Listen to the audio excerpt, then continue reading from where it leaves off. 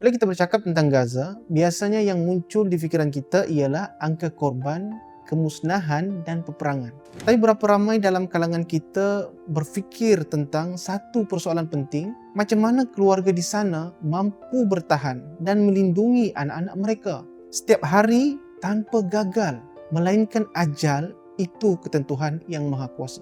Di sebalik konflik yang berpanjangan, ada satu kekuatan yang mungkin tidak kelihatan secara zahirnya, tetapi ianya wujud dalam rata-rata keluarga di Gaza. Sebuah kekuatan yang secara akademiknya disebut sebagai ketahanan sosial, atau dalam bahasa mudah fahamnya, inilah yang kita maksudkan sebagai sumut yang ada dalam setiap keluarga di Gaza. Seperti yang kita semua maklum, sejak bertahun-tahun Gaza hidup dalam keadaan konflik peperangan dan sekatan dari penjajah Israel. Bekalan makanan dan keperluan asas mereka sangat terhad. Rumah mereka habis dimusnahkan dan ramai penduduk terpaksa hidup berpindah randa dari semasa ke semasa.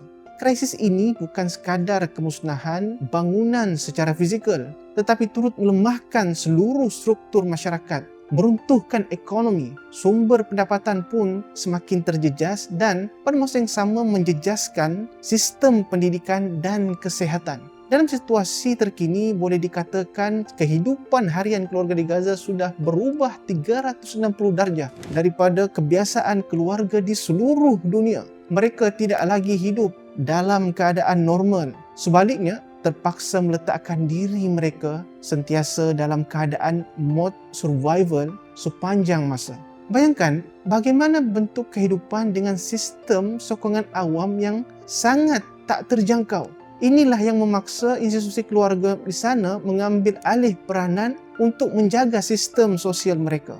Sebagai contoh, anak-anak yatim yang kehilangan ibu bapa, peranan menjaga mereka akan diambil alih oleh komuniti, jiran, keluarga yang lain. Bekalan makanan yang sedikit terpaksa dikongsikan bersama untuk semua dapat merasa. Dan semestinya, keluarga inilah yang dijadikan sebagai tempat perlindungan emosi yang utama ketika berlaku trauma dalam kalangan anak-anak akibat keganasan oleh negara haram Israel. Bahkan dalam banyak keadaan, keluarga ini berfungsi sebagai institusi sokongan sosial yang memastikan generasi muda terus hidup dan membesar walaupun dalam suasana yang sangat kritikal. Inilah yang dimaksudkan dengan ketahanan sosial atau sumut dalam kebanyakan keluarga di Gaza. Kemampuan untuk terus berfungsi dan melindungi ahli keluarga walaupun berada dalam tekanan konflik yang dahsyat. Namun, penting untuk difahami, ketahanan sosial ini bukanlah bermaksud kehidupan mereka ini stabil dan baik-baik sahaja. Sedangkan kanak-kanak di Gaza pun membesar dalam suasana ketidakpastian masa depan.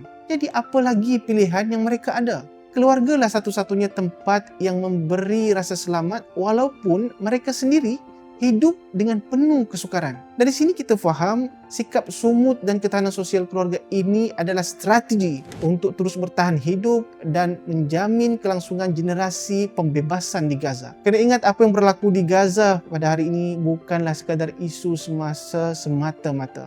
Bahkan ia adalah tanggungjawab kita bersama. Kerana keadaan ini sedang membentuk masa depan seluruh generasi muda terutamanya, tekanan psikososial, gangguan pendidikan dan kehilangan ahli keluarga ini akan memberi kesan jangka panjang dalam perkembangan kehidupan mereka. Di sebalik segala kemusnahan yang berlaku, untung masih ada institusi keluarga di Gaza yang tetap sumut bertahan sebagai benteng terakhir masyarakat. Mereka mungkin hidup serba kekurangan, tapi mereka tidak pernah sekalipun mengurangkan mimpi dan cita-cita untuk melihat suatu hari nanti Gaza bangkit melalui generasi kemenangan akan datang. Untuk artikel penuh, layari www.cjm.com.my.